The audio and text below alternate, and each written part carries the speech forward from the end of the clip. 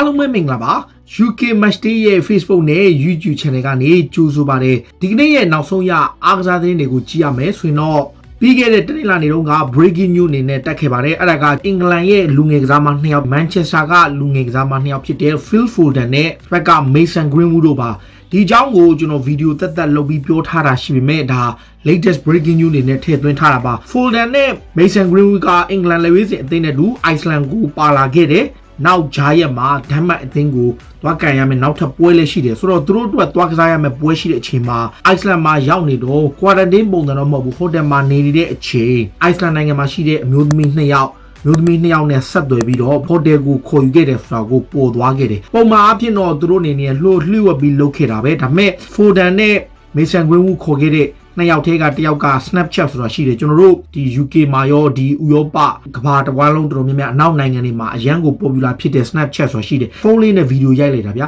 ဗီဒီယိုရိုက်ပြီးတော့ My Day တင်တာတို့ Facebook မှာလို့ My Day တင်တာတို့အဲ့လိုမျိုးလုပ်တာဗျာအဲ့ထက်မှာတစ်ယောက်ကတော့ညင်းထားတယ်ဒီကစားမားတွေကိုဒီလိုမျိုးသူတို့လုပ်ဖို့ရည်ရွယ်ချက်မရှိဘူးနားမယ်အဲ့ထက်တစ်ယောက်ကသူကလုပ်တာသူကဘယ်လောက်ထိတက်သေးကြဆို Foden နဲ့ Mason Greenwood ရဲ့အခန်းထဲကိုရောက်ပြီးတော့ဒူးလေးထောင်ပြီးတော့နှစ်ယောက်လုံးကိုသူက Snapchat ရိုက်သွားတာဒါနှစ်ယောက်လုံးအတွက်ပိုဆိုးတာကအခုလို COVID ကာလမှာIceland ကအရန်တင်းကျပ်တယ်ဗျာသူတို့နိုင်ငံကိုမီဒီယာဖြစ်သွားပြီးတော့သတင်းယူတဲ့အင်္ဂလန်နိုင်ငံက Sky Sport Media ကတကယ်သတင်းတောက်တွေတောင်မှအဲ့နိုင်ငံကိုသွားဖို့အတွက်ကို COVID test 2ကြိမ်လုပ်ရတယ်ပထမကြိမ်ဒုတိယကြိမ်ပြီးတော့မှ quarantine 9ရက်ထပ်ဝင်ရတယ်ပြီးတော့မှသတင်းစလိုက်ခွင့်ရှိတယ်ကစားမတွေဘက်ကကြတော့တီးတန့်ဟိုတယ်မှာထားတယ်ဘယ်သူနဲ့မှဘယ် public အပြင်ပလူတယောက်နဲ့မှသူတို့မှမတွေ့ရဘူးသူတို့ကတော့ quarantine rules မရှိဘူး club သင်းအနေနဲ့ပဲဖြစ်ဖြစ်တစ်ခုခုနဲ့သူတို့က legend training မှုလုပ်နေလို့ရှိရင်သူတို့အနေနဲ့ဝင်ကစားလို့ရတယ်ဝင် training လုပ်လို့ရတယ်ဒါပေမဲ့သူတို့ပြင်ပကိုထွက်လို့မရဘူးဆိုတော့အင်္ဂလန်ကဒီလိုမျိုးဖြစ်တဲ့အခါမှာ Gareth Southgate ကချက်ချင်းပဲအသင်းကိုပြန်ပို့လိုက်တယ်သူတို့ညောက်ကို Manchester ကိုပြန်ခိုင်းလိုက်တယ်အဓိကပြဿနာကကစားသမားတွေနဲ့ထိတွေ့မှာကို training session မှာအားလုံးပြဿနာတက်သွားမှာကိုသူတို့လိုလာတယ်အဲ့ဒီကသူတို့ထမင်းစားတဲ့အခါမှာလည်းမစုံဘူးအားလုံးကိုသူတို့ပြန်လွှတ်လိုက်တယ်ဆိုတော့အင်္ဂလန်ဘောလုံးဖွဲ့ချုပ် FA ကမချခင် Iceland ဘက်ကဒီကိစ္စကိုပြင်းပြင်းထန်ထန်ရှုတ်ချတယ်ဆိုတော့တယောက်ကိုပေါင်1300စီပဲရိုက်ခံရတယ်ဒါပေမဲ့အင်္ဂလန် FA ကပြင်းပြင်းထန်ထန်ဒဏ်ရိုက်ဖို့ရှိသလိုသူတို့ရဲ့ club တွေဖြစ်တဲ့ Manchester United နဲ့ Manchester City ကလည်းသူတို့ကိုဒဏ်ငွေရိုက်မယ်ဒီကြားထဲမှာနောက်ခံလူဟာရီမကွာယာကထောင်ဒဏ်22နှစ်ဆိုင်ငံအပြင်ခိုင်ဝိုကာကလည်းပြီးခဲ့တဲ့ lockdown ကာလမှာမိန်းမရွှင်လေးတွေကိုအိမ်ကိုခေါ်ပြီးပျော်ပါခဲ့တယ်ဆိုတဲ့သတင်းကပေါက်ကြားသွားခဲ့လို့သူတောင်းပန်ခဲ့ရလို့ဟာဆန်အဒွိုင်းကလည်းပြဿနာတွေတက်ခဲ့တယ်ဆိုတော့အင်္ဂလန်ကစားမတွေရဲ့ပုံရိပ်ကလုံးဝမကောင်းတဲ့အချိန်အခုမှလေဝေးစင်အသင်းကိုစပြီးဖြစ်ပြီးရွေးခံရတာရှိသေးတဲ့ Foden နဲ့ Mason Greenwood တို့ရဲ့ဖြစ်ရအပေါ်ကိုမီဒီယာတွေအားလုံးကရှုံချထားတယ်တေချာတာတော့တချို့ report တွေမှာအင်္ဂလန်လေဝေးစင်အသင်းကနေသူတို့ကိုလုံးဝရွေးချယ်တော့တဲ့အထိ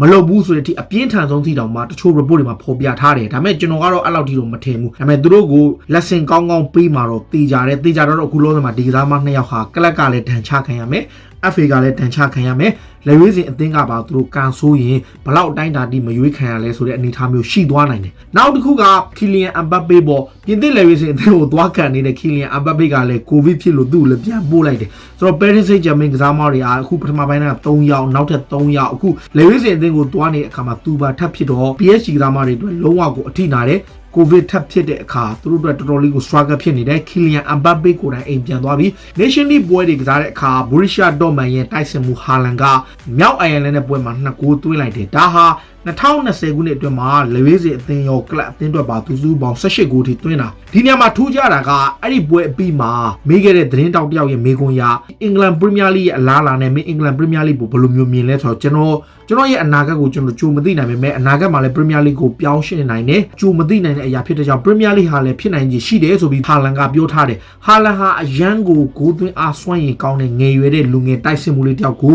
အားလုံးလိုချင်နေကြတာသိတယ်Real Madrid ဆိုရင်လာမယ့်ရာသီမှာသူ့ရဲ့ယိုကြီးစာချုပ်ပေါင်55သန်းကိုသူပေးပြီးခေါ်မယ်ဒီပိုင်းနဲ့သတင်းတွေထွက်နေတယ်နောက်တစ်ခုကတော့အိုက်ပွဲမှာဟာလန်ဟာဂိုးသွင်းပြီးတဲ့အခါမှာသူ့ရဲ့ idol ဖြစ်တဲ့ရင်တော့က Swansea မှာကစားတဲ့ Michu ဗျာသူကအိုက်တော့က Leeds မှာနေတဲ့အခါမှာ Premier League ပွဲတွေလည်းသူကသိဘူးသူက Swansea Michu ရဲ့အမွဲခံတဲ့ပုံစံမျိုးနဲ့သူကအိုက်ပွဲမှာအမွဲခံတယ်ဒါ Michu ရဲ့ပုံစံကိုသူယူထားတာလို့လည်းပြောထားတယ်နောက်အပြောင်းရွှေ့ဘက်ကိုကြည့်ရင်ဘာဆိုနာကနေနွေရာသီတစ်လျှောက်လုံးခေါ်ဖို့လုပ်နေတဲ့လူထာရိုမာတီနက်စ်ရဲ့အပြောင်းရွှေ့ကပြက်ပြေသွားပါပြီ။ဒါကြောင့်လဲဆိုတော့ဘာဆိုနာဟာမန်ဖီဒီပိုင်းကိုဆက်သွယ်မှုကမှန်ကန်ကြောင်းမန်ဖီဒီပိုင်းကိုယ်တိုင်ကလည်း confirm လုပ်ထားတယ်။ဆိုတော့လူထာရိုမာတီနက်စ်ကအင်တာမီလန်မှာဆက်ရှိပြီးတော့စာချုပ်သစ်ချုပ်ဆိုဖို့ရှိတယ်။ဘာဆိုနာအသင်းဘက်က ဒီ Murphy Depay ရဲ့ agent နဲ့ကစားသမားကိုဆက်သွယ်ထားပြီးတော့ပြောင်းရွှေ့ကိုအဆုံးသတ်ဖို့လုပ်နေတယ်။အချိန်တည်းမှာဘာဆိုနာဟာလီဗာပူးရဲ့ကွင်းလယ်ကစားသမား Wijnaldum ကိုခေါ်ယူဖို့ close ဖြစ်နေတဲ့အချိန်သူတို့ရဲ့ကစားသမားဟောင်းဖြစ်တဲ့ Thiago Alcantara ကိုလည်းပြန်ခေါ်ဖို့ကြိုးပမ်းနေတယ်။ဘာဆိုနာအသင်းက Thiago ရဲ့ agent ဖြစ်သူကိုဆက်သွယ်ခဲ့ပြီးတော့ okay ကက်တလန်တက်ကကိုမင်းပြန်လာမလားငါတို့ဘက်က available ဖြစ်တယ်ဆိုပြီးတော့သူ agent ကိုဆက်သွယ်ထားတယ်ဆိုတော့လက်ရှိနေထားရဘလို့အခြေအနေရှိမလဲ Thiago ကရောဘာဆိုနာကိုစိတ်ဝင်စားပါမလားလီဗာပူးကိုပဲပြောင်းချင်တာလားဘာဆိုနာကိုတိုင်ပါလာပြီဆိုရင်လီဗာပူးအနေနဲ့နည်းနည်းလေး response လုပ်ရအောင်မယ်။ဘာကြောင့်လဲဆိုတော့ club ကစိတ်ဝင်စားတာတော့ရှိတယ်အခုချိန်ဒီဆက်သွယ်မှုမလုပ်သေးဘူး United ကလည်းစိတ်ဝင်စားပေမဲ့ agent ကိုပဲဆက်သွယ်ထားတယ် Bayern ကိုလုံးဝဆက်သွယ်ထားမှုမရှိသေးဘူးBayern ကိုတိုင်ကလက်ရှိချိန်ဒီဘဲကလပ်တင်ကမှသူတို့ကို offer မလုပ်ထားဘူးလို့ပြောထားတယ်ဆိုတော့ Jurgen Klopp အနေနဲ့တကယ်ရောခေါ်မှာလားသူ့အနေနဲ့စဉ်းစားထားတာပေါ့ကျွန်တော်အမြဲပြောသလိုပေါ့ဒီ Wijnaldum ကိုသာဆုံးရှုံးခဲ့ရရင်တော့သူ့အနေနဲ့ဝယ်ကောင်းဝယ်နိုင်တယ်တကြီးများမှာလီဗာပူးပြည်သက်တွေတော်တော်များများက Wijnaldum ကိုလီဗာပူးက15သန်းနဲ့ရောင်းတဲ့အခါရင်တော့က Coutinho ကိုခေါ်တော့ကအပြောင်းရွှေ့တော့ကပေါင်တန်း100အပူထပ်ပေးရမယ်ဗျဆိုတာကနောက်ထပ်လီဗာပူးကစားသမားတွေကိုခေါ်ခြင်းရင်နောက်ပေါင်တန်း100ပေးရမယ်လို့ပြောထားတယ်အဲ့ဒါကလီဗာပူးမယောင်းခြင်းတဲ့ကစားသမားတွေကိုပေးရမယ်စာချုပ်သဘောတူညီမှုဒီပြောင်းရွှေ့မှာလီဗာပူးဘက်ကဖြစ်သွားခဲ့ရင်လီဗာပူးက15သန်းနဲ့10သန်းနဲ့15သန်းနဲ့ပိုမရဘူးတန်း100ဆိုတာကအရင်တုန်းကဘာဆိုနာကိုဒေါသထွက်ပြီးသူတို့အသင်းကကစားသမားတွေကိုမခေါ်ဖို့တားဆီးထားတဲ့အတားဆီးပဲဒါပေမဲ့ပြောချင်တာကအဲ့တန်း100ဆိုတဲ့ဒီသဘောတူညီမှုဟာလီဗာပူးကမယောင်းကျင်တဲ့ဥမာဆာဒီယိုမာနေတို့ဆာလက်တို့ဒီလိုကစားသမားတွေကိုတွားထိတယ်ဆိုရင်တော့သူပေးရနိုင်တယ်ဒီအခုလီဗာပူးဘက်ကလည်းယာဂန်ကလော့ကိုတိုင်ကရောဒီ Wijnaldum ကိုထုတ်ချင်နေတယ်ဒီကစာချုပ်တစ်နှစ်ကျန်တော့တဲ့အချိန်မှာလီဗာပူးဘက်က cash လုပ်ဖို့စဉ်းစားတဲ့အခါမှာဒီပြောင်းရွှေ့မှာတန်း100ဆိုတော့ပေါင်ပတ်သက်မှုမရှိဘူးဆိုတော့15သန်းနဲ့10သန်းကြားပါပဲလီဗာပူးကရမှာပါလီဗာပူးရဲ့လူငယ်ကစားသမား Brewster ကို Aston Villa အသင်းကခေါ်ဖို့လုပ်နေတယ် Sheffield United တို့ကလည်းစောင့်ရှိတဲ့အခါမှာ Aston Villa ကပေါင်တန်း20နဲ့ကန်လန်းနေတချို့ report တွေမှာ Jurgen Klopp ကိုတိုင်သူ့ကိုဆက်ထားဖို့စဉ်းစားထားတယ်လို့ပြောထားပေမဲ့တချို့ report တွေမှာတော့တိကျသေးကြတဲ့သတင်းမရှိဘူးသေချာတော့ Sheffield United က Chris Wilder ကကစားသမား3ယောက်ခေါ်ပြီးတဲ့အခါမှာ Brewster ကိုပါထပ်ခေါ်ခြင်းနဲ့ဒီကြားထဲမှာဒီ Crystal Palace လည်းစောင့်ကြည့်နေတယ် Now Manchester United ကအခုလောလောဆယ်မှာသူတို့အနေနဲ့ Real Madrid ရဲ့ဘယ်နောက်ခံလူ Sergio Reguilon ကိုတော်တော်လေးကိုနီးစပ်နေပြီ United ကဒီကစားမလေးကိုခေါ်ဖို့လုပ်တဲ့အချိန်မှာသူ့လောက်ခလာစာရဲ့2ဆကျော်ပေးထားတယ်သူက Real Madrid မှာမရဘူးယူရို2သန်းတောင် Manchester United ကအင်္ဂလန်ကိုပြောင်းလာရင်ပေါင်9သန်းထိပေးမယ်ဆိုပြီးကန်လန်ထားတယ်ဒါပေမဲ့ဒီကန်လန်မှုကအခုလောလောဆယ်မှာတော့ close ဖြစ်ဖို့အတိုင်းအတာတစ်ခုတည်းရှိတယ်ဒါပေမဲ့ United ဘက်ကစူးစမ်းမှုကတဖြည်းဖြည်းနဲ့နီးစပ်လာတယ်ဒီလိုမျိုးတစ်ချိန်ထဲမှာကြိုးပမ်းနေတဲ့အချိန် Manchester United ကဟိုးဆိုပိုင်းလုံးက Chelsea နဲ့သတင်းထွက်ခဲ့တယ် PSG နဲ့သတင်းထွက်ခဲ့တဲ့ဒီ Alex Telles ကိုခေါ်ဖို့လဲစိတ်ဝင်စားနေတယ် Brazil နောက်ခံလူကပိုတိုနဲ့2021ခုနှစ်မှာစာချုပ်တက်တန်းကုန်ဆုံးမယ်ဆိုတော့သူကလည်းစာချုပ်တက်တန်းတစ်နှစ်ပဲကျွန်တော်တဲ့အခါမှာသူတို့အနေနဲ့ Alex Telles ကိုလည်း target ထားနေတယ် Britain media တော်တော်များများမှာတော့ Alex Telles ရဲ့ agent ဖြစ်သူဟာ Manchester မြို့ကိုတော့ရောက်ပြီးတော့အပြောင်းရွှေ့အတွက်ဆွေးနွေးဖို့ကြိုးပမ်းနေတယ်ဆိုတဲ့သတင်းတွေလည်းဖော်ပြထားလို့ Reguilon လား Alex Telles လားဆိုတာကိုစောင့်ကြည့်ရမယ် United ဘက်ကအခုနောက်ဆုံးသိထားရတဲ့သတင်းတစ်ခုကတော့ဒါကတော့သတင်းကောင်းပေါ့ Jadon Sancho ဟာသူတို့ရဲ့နံပါတ်1 remaining target ဖြစ်တယ်အဓိက target သတ်မှတ်ထားပေမဲ့သူတို့အနေနဲ့နွေရာသီဈေးကွက်မကုန်ခင်မှာကစားမ3ဦးထိခေါ်မယ်လို့ပြောထားတယ်ဆိုတော့ဘယ်သူတွေကိုခေါ်မှာလဲ Sancho ကတော့ဟုတ်ပြီဘက်က Reguilon ကိုခေါ်မယ်ဆိုရင်နောက်ထပ်ဆန်နာဘက်တစ်ယောက်ကိုခေါ်မှာလားဒါမှမဟုတ်ရှင်သူတို့လိုချင်တဲ့ကွင်းလင်ကစားမတစ်ယောက်ပဲခေါ်မှာလားဒီလိုအခြေအနေပေါ့ဒါပေမဲ့သေချာတော့ကစားမ3ယောက်ထိသူတို့ခေါ်မယ်လို့ပြောထားပါတယ်တစ်ဖက်မှာ Arsenal အသင်းကလည်း Thomas Partey ကိုခေါ်ဖို့နီးစပ်လာတယ်ဘာကြောင့်လဲဆိုတော့ Atletico Madrid က Marc Roca ဆိုတဲ့ဒီ Espanyol ရဲ့ကစားမကိုခေါ်ဖို့ဆက်သွယ်မှုပြုလုပ်တဲ့အချိန် Thomas Partey ကိုတိုင်ပြောတယ်ဒီကိုကကန်လန်နဲ့စာချုပ်တစ်ကိုသူညှင်းဆန်ပယ်ချဖို့အသင့်ရှိတယ်စာချုပ်တစ်ချုပ်ဆိုမှာမဟုတ်ပြောတဲ့အခါမှာ Atletico Madrid နဲ့ဒီ Arsenal ကြားမှာ Thomas Partey အပြောင်းရွှေ့ဟာပို့ပြီးတော့နီးစပ်လာနိုင်လို့ Thomas Partey ကိုယ်တိုင်ကလည်း England Premier League ကိုပြောင်းကျင်တယ်နောက်တစ်ခုက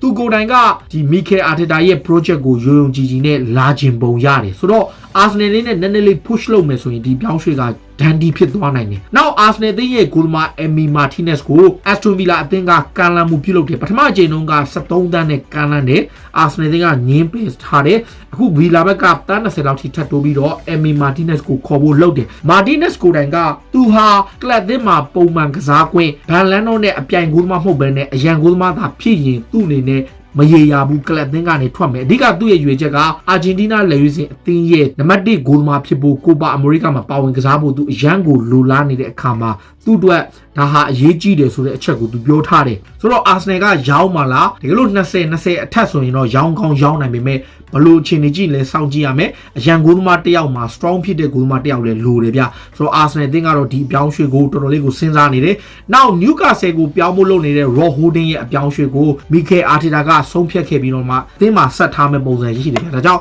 Rob Holding က Arsenal ကနေထွက်ခွာမဲ့သတင်းကပျောက်သွားပြီးတော့ဒီလက်ရှိမှာ club အသင်းမှာပဲဆက်ရှိတော့မဲ့အနေထားပါဆိုတော့ Arteta ကိုတိုင်အငှားချဖို့ကိုဆုံးဖြတ်ချက်ကိုပြန်လည်ပြင်ဆင်ထားပုံရတယ်ဆိုတော့ Socrates တို့ Mustafi တို့တခြားကစားသမားတွေကိုပဲသူထုတ်ကောင်းထုတ်နိုင်တယ်နောက်တစ်ခုကအခု Manchester City က Riyad Mahrez နဲ့ Emerick Laporte က COVID ကူးစက်ထားတယ်ဆိုတော့ကူးစက်ရောဂါခံစားရတဲ့နေရာတွေကြောင့်ဒီကစားသမားနှစ်ယောက်ကလည်း City ရဲ့အရေးပါတဲ့ပွဲစဉ်တွေချို့အထူးသဖြင့်ပထမပွဲစဉ်ကိုလွဲချော်ဖို့ရှိနေပြီဆိုတော့ Mahrez ကို Laporte ရောနောက် Manchester City ဟာခံစားမှုတွေကိုအသေးအံခေါ်ဖို့ကြိုးပမ်းနေတဲ့အချိန်လိုချင်တဲ့ထဲမှာ Jose Jimenez ပါတယ် Diego Carlos ပါတယ် Koulibaly ပါတယ်ဒီ target 3ယောက်ထားရတယ်သူတို့အနေနဲ့ minimum 1ယောက်ရအောင်ခေါ်မယ် Koulibaly ကတော့ညှိနေတော့ Jose Jimenez ကိုသူတို့ကန်လန့်ခဲ့တယ် Atletico Madrid ကပယ်ချတယ်အခု Diego Carlos ကိုထပ်ခေါ်ခြင်းတယ် Diego Carlos က29နှစ်28နှစ်ထဲရှိပြီအသက်တော်ကြီးပြီဒါပေမဲ့အခုလောလောဆယ်မှာ Diego Carlos ကိုဒီ Jose Jimenez ရောတစ်ဖက်က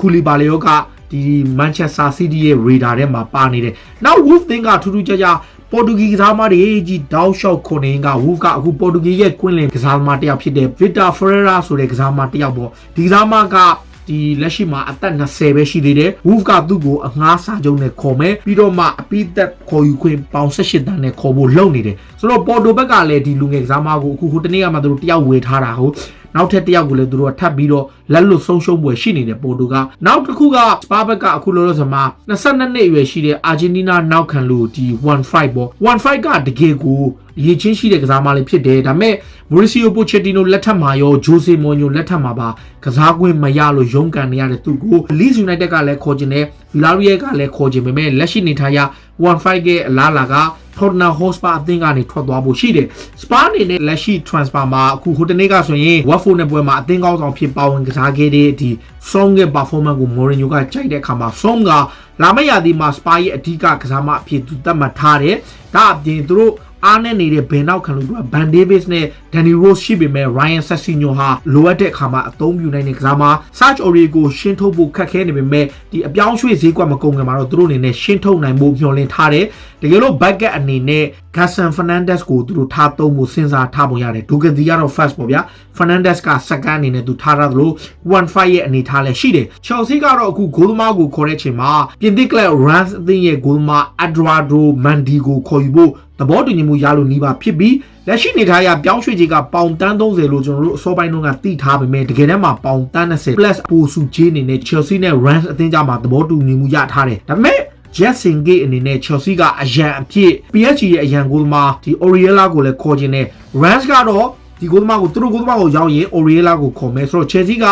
Chelsea ကအဲ့ဂိုးသမားကိုမရရင် PSG ဂိုးသမား Oriella ကိုခေါ်ဖို့ဆိုပြီးအရန်အဖြစ်ထားရတယ်လက်ရှိနေထားရ Chelsea အနေနဲ့စောင့်ကြည့်နေတဲ့အနေထားပါဆိုတော့ဒီချိန်မှာ Chelsea မှာနောက်ထပ်စိတ်ဝင်စားစရာကနောက်ခံလူ Tomori ပေါ့ Tomori ကအစောပိုင်းတုန်းကတော့ Bayer Leverkusen ကို Kai Havertz ရဲ့အပြောင်းရွှေ့နဲ့အငှားထွက်သွားမယ်ဆိုပြီးသဘောတူထားပေမဲ့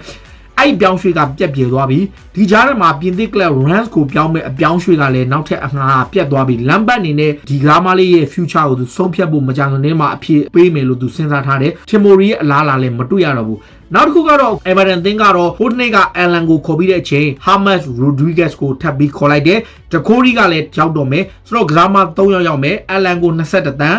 James Rodriguez ကို22တန်း Decore ကို25တန်းနဲ့ Carlo Ancelotti အသင်းက3ယောက်ကိုခေါ်ထားတယ်ပြီးရင်သူတို့လိုအပ်တဲ့နောက်ထပ်တိုက်စစ်မှုတစ်ယောက်နဲ့တောင်မန်ကစားမတစ်ယောက်ထပ်ခေါ်မယ်လို့ပြောထားပါတယ်က Newcastle အသင်းကိုကြည့်ရင် Newcastle က Ryan Fraser ကိုအလွတ်ပြောင်းရွှေ့ခြင်းနဲ့ခေါ်လိုက်ပြီးဒီကြားထဲမှာ Callum Wilson ကိုလည်း30နဲ့ခေါ်ထားပြီးသားဖြစ်တဲ့အခါ2ယောက်ကတော့ Dundee ဖြစ်သွားပြီးနောက်ဆုံးတစ်ယောက်အနေနဲ့ Jamal Lewis ကလည်း 73.8 တန်းနဲ့ agreement ဖြစ်ထားတော့ Newcastle ကစားမ3ယောက်ဒါအပြင် Steve Bruce ကိုနောက်ထပ်ကစားမ2ယောက်နဲ့3ယောက်လောက်ကိုထပ်ခေါ်ခွင့်ပေးမယ်ဆိုပြီးအသင်းပိုင်ရှင်ဖြစ်သူကဒီအတီးပြူထားပေးထားပါတယ်ဆိုတော့ဒီလက်ရှိနေထားရ Juventus ကလည်းတစ်ချိန်နဲ့မှာထိပ်တန်းကစားမဖြစ်တဲ့ Gonzalo Higuain ဟာအီတလီကိုရောက်လာပြီးစာချုပ်ဖြတ်သိမ်းဖို့နဲ့သင်ကထွက်ခွာခွင့် officially ရဖို့အစောပိုင်းနဲ့ကတော့ agreement ရထားတယ်ဒါပေမဲ့တရားဝင်ထွက်ခွာခွင့်ရဖို့နဲ့နောက်ဆုံးအဆင့်ကိုလုပ်နေပြီဒါကစိတ်ဝင်စားစရာနောက်ဆုံးရအားကစားသတင်းတွေကိုတင်ဆက်ပေးတာပါခုလိုမျိုးစိတ်ဝင်စားစရာအားကစားသတင်းတွေကိုနားဆင်ခြင်းနဲ့ကြည့်ရှုခြင်းတော့ UK Matchday ရဲ့ Facebook နဲ့ YouTube channel ကို follow လုပ်ထားကြပါလို့တောင်းဆိုရင်းနဲ့ဒီကနေ့ရဲ့အစီအစဉ်ကိုဒီမှာပဲအဆုံးသတ်ပါရစေအားလုံးကိုကျေးဇူးတင်ပါဗျ